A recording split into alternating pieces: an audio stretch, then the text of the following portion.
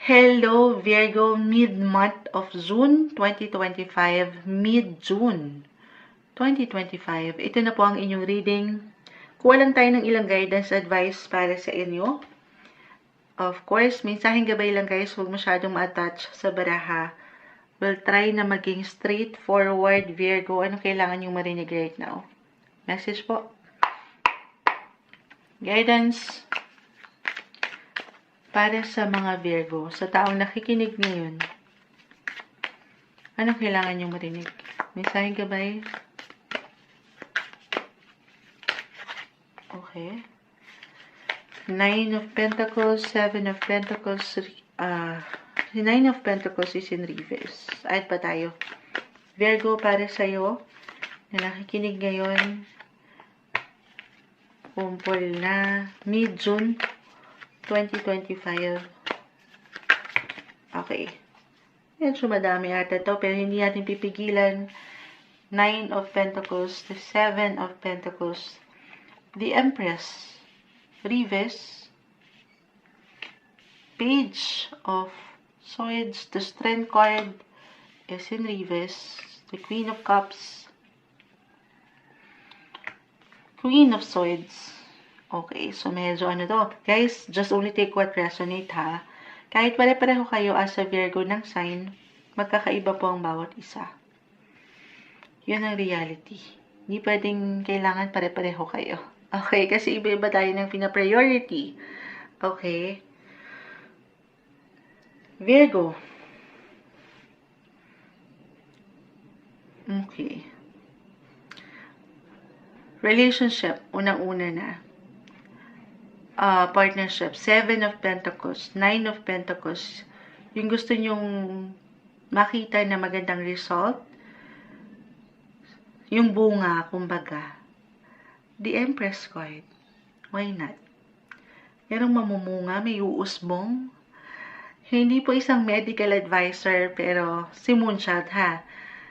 Ipapasok ko na to. Kung ang ilan sa inyo ay merong difficulty na makabuo. The Empress, this one is in reverse po. Makabuo ng baby. Hindi ako nag-accommodate ng ganito guys. Pero sa tarot, minsan may naiiwan talaga. Okay. Pinapaalalahanan kayo ng guides. Na more on pahinga, I will be honest, meron difficulty na hirapan ang ilan.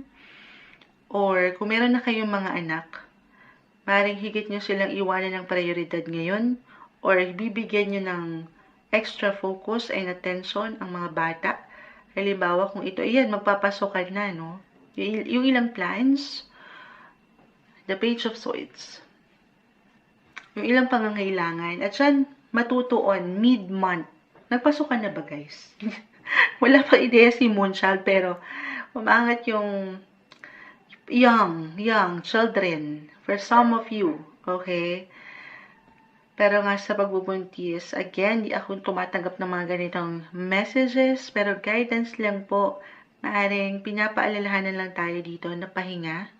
If ever mag-apply po na nahihirapan ng ilan na makabuo. The Strength card is in reverse. The Empress is in reverse. Sumasang-ayon ng doggies. Iwas kayo sa ilang distractions or negativities. Of course, yan makatutulong. May ilang blockages po ako nakikita. Very important na kakalmahan. Pahinga pag may time. Virgo. Okay, yun yung una kong nakita. Wait lang. Patahimikin natin ang ilang sitwasyon.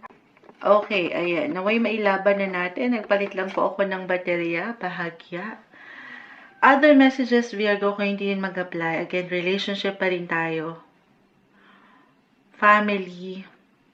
Partnership in businessman. I will be honest, may ilang blockages. Parang hindi ganun kaganda yung flow. Pero on fire kayo. Yung energy, papaangatin. The Strength card. Ito naman ay napapahinga. Kung kailangan nyo munang mag-recharge ng inyong mga baterya, the Strength card po is in reverse. Gawin yun. Okay, pahinga pag may time. The Emperor, on fire. Actually, si Mars, the planet of energy, will enter your sign mid-month, guys. Ito, Mars, ang planet ruler ni the Emperor. So, magkakaroon kayo ng sapat na enerhiya or maybe a message na papaangatin nyo yan para patuloy nyo magampanan itong gusto nyo makitang resulta, yung bunga. Okay, yung blockages, yung nagiging hindrance or naiwanan man kayo ng restriction limits, mawawala yan, okay? Uy, ngayon ko lang napansin to, King and Queen of Swords, both are in reverse.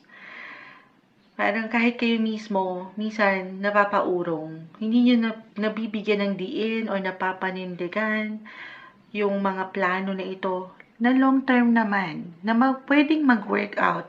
Kita nyo, oh, may bumabara. Pwedeng mag-work out in the long run. Excuse me po.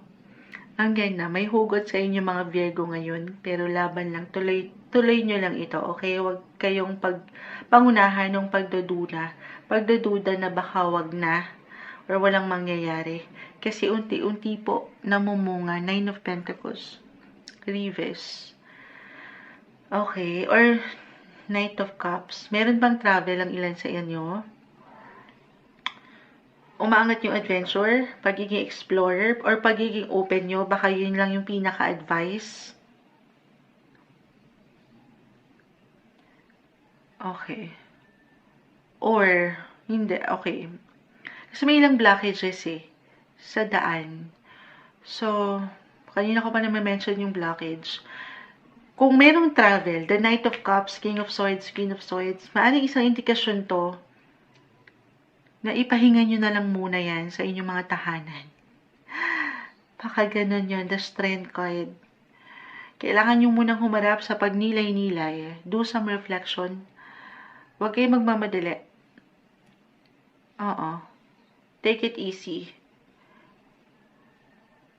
Kahit sa pagplanuhan, very important na magplano para sigurado. Well, as a Virgo, detailed-oriented naman kayo. Magaling kayo dito. Not the best time, maiwan ko, to do some major or big action mid-month. Kasi hindi ganun kaano yung energy. The Strength card, reverse. Pero yung intellectual side nyo, yung pagiging leader nyo, the Emperor, ayun nandito. Unti-unti nyo lang mo paangatin yan. Yung pagka-balance nyo, the Queen of Cups. Pero, dun sa in a way, baka merong mga balakid sa paligid. At yan, baka magka-aberya. Kumbaga, sa daan, o sa ilang pamamaraan nyo na ayaw natin. So, kalmahan. Kailangan, very important na talaga na merong plano. 7 of Pentacles. Huwag kayong pasugod. Unti-unti ito. Hindi nyo kailangan laliman or ano pa man, guys, ha? Ayun lang. So, andito yung excitement or sabi ko nga yung pagiging adventurous nyo, umaangat dito. May tendency kapag andyan yung excited tayo, magmadali ka. Especially Mars, again, will enter your sign. Pati ako nagugulat sa aking boses. And Mars, planet of energy, nag-iinit on fire. Baka magpadalos-dalos ka sa bawat action decisions mo. So, plano. Magplano umaga-umaga kasi ulan pa tayo, hindi pa tayo nagkakape. 7:00 ng umaga. Yun lang, sapat na plan. At iwasan yung masyadong agad-agaran. Isang bagay na alam ko namang mapanghahawakan nyo. Very flexible and adaptable sign naman kayo, Virgo. Okay.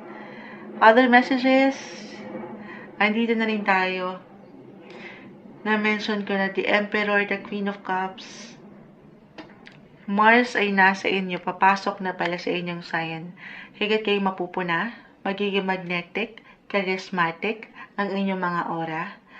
Yes, not the best time para magpasugod-sugod sa decisions or actions. Pero, this is the best time para patuloy mong paangatin ang iyong aura.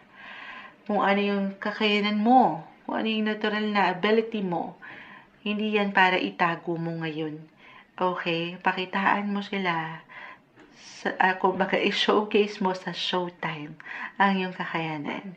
Magplano pa rin. Okay? Step by step tayo. One day, one step at a time. Ito yung umaangat na guidance advice na may hugot pa para sa inyo, Virgo.